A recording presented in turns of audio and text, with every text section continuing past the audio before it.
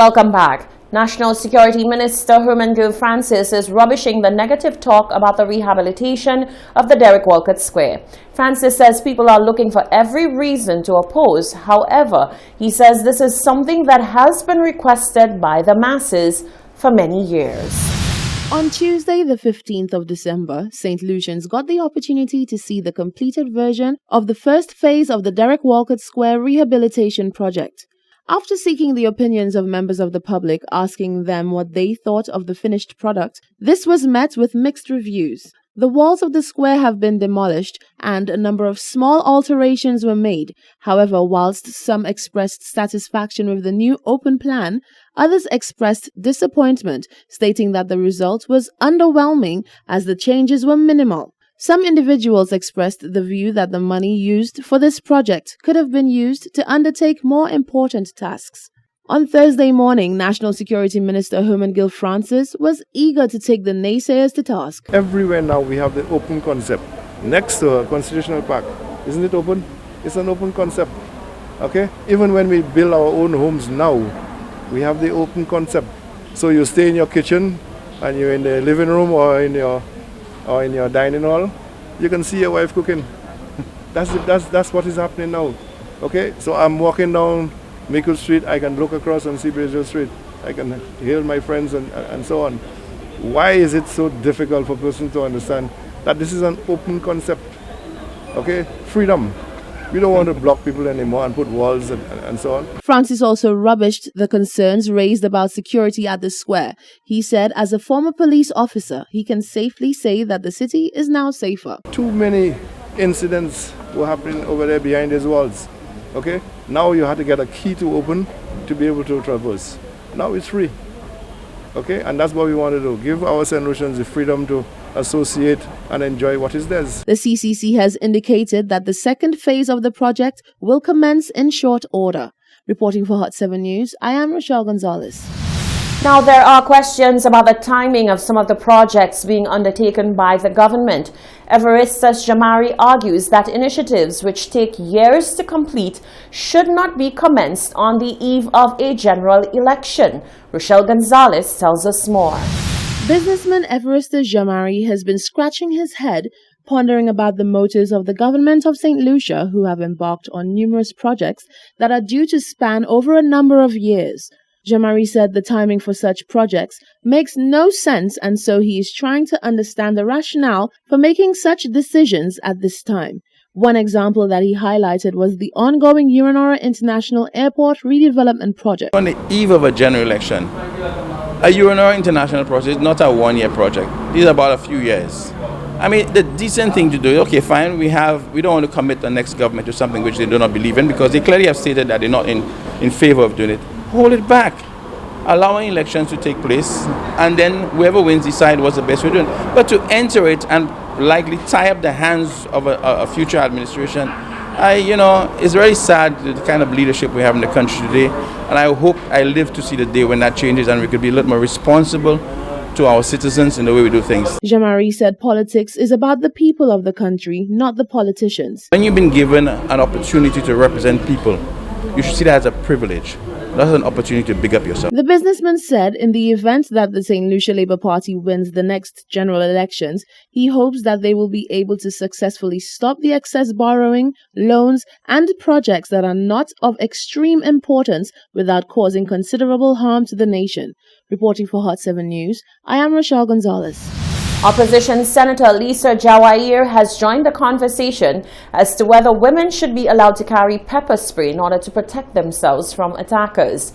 Jawair says there needs to be serious consideration given to gender relations issues in St. Lucia. Police Commissioner Severin Mosheri has supported a proposal by Trinidad's Police Commissioner for legislation to be revised to allow women to carry pepper spray to fend off attackers. In response, women's activist Catherine Seelys indicated that a lot more than pepper spray should be afforded to women to protect themselves. Opposition Senator Lisa Jawair has joined the conversation. She makes a case for women to have various avenues to ensure they are protected from violent acts. I think it's absolutely important for women to have an extra form of safety and security. I mean, the police they're doing as much as they can, and sometimes with the limited resources that they have, they're not able to get to a situation, for example, a domestic abuse situation, in time. And if there's a way that a woman can protect herself, I mean, most of us are not as strong as some of the other gentlemen out there. And something like that, I think there needs to be some consideration for it. The legal authorities and those involved will decide how we go about doing that. But I think some extra care, extra precaution definitely needs to be afforded to our women. Jawahir explained that it is deeply disturbing that women and the issues that confront them do not appear to be a priority to the government of the day. We see priority being given to persons who come to St. Lucia who want to invest today and they get what they want tomorrow.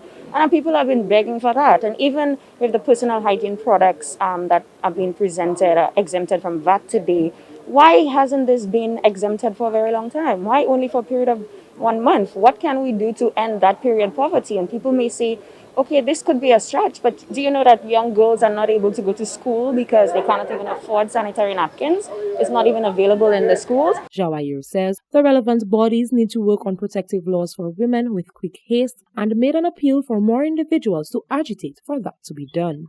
As it relates to the domestic violence bill, I understand that there is some work that has been happening on it as we speak over the last few months. I think an addition or amendment was made early January, and we still haven't really heard of anything substantial. And I think more persons need to be advocating for this to be done effective immediately. And the Attorney General and his office, they need to do as much work as they can to ensure that our women are protected and get the justice that they deserve. Gender-based violence and crime continues to be a common scourge in society. Reporting for Hot 7 News, I am Genevieve Gonzalez. Emergency Services Manager Station Officer Fernando James is issuing advice to the public on what they should and should not do at an accident scene. Genevieve Gonzaga reports. The St. Lucia Fire Service has the daunting task of responding to all vehicular accidents whenever called. Many times, bystanders usually attempt to help people involved in the accidents. This practice recently left one man electrocuted when he attempted to help an individual who had knocked over a utility pole. Emergency Services Manager Fernando James has given some tips as to what one should do in the event they are at the scene of an accident. He says, given that the Christmas season is fast approaching, this advice could possibly save a life. First, stop. If you come across an accident, it is advised to stop only if it is possible to do so, at a safe distance from the accident scene. Ensure that you turn your hazard lights on and put a warning triangle at a fair distance from the scene to warn other motorists and bystanders of the possible danger ahead. He says individuals who hope to help out at the scene need to ensure that they are not putting themselves in harm's way. Second, observe the scene for possible hazards. Hazards related to the accident scene could include fuel leaks from the car, which could cause a fire, as well as oncoming traffic, dangerous animals, down-powered electrical lines, swift-moving water, or hostile bystanders. Make sure to stay away from these dangers as much as is possible. If possible and necessary, switch off the ignition of the car involved in the accident to further reduce the risk of a fire. James explained the basics of what should be done at the scene. Assess if there are people injured. If there are injured victims involved in the accident, call emergency services for help. Ensure that the operator has your number and location, as well as a brief description of the scene and the state of the victim, in case you are in an area with limited signal and your call gets cut. Fourthly, helping the injured. Only move an injured person if it is absolutely necessary. For example, if they are obstructing traffic.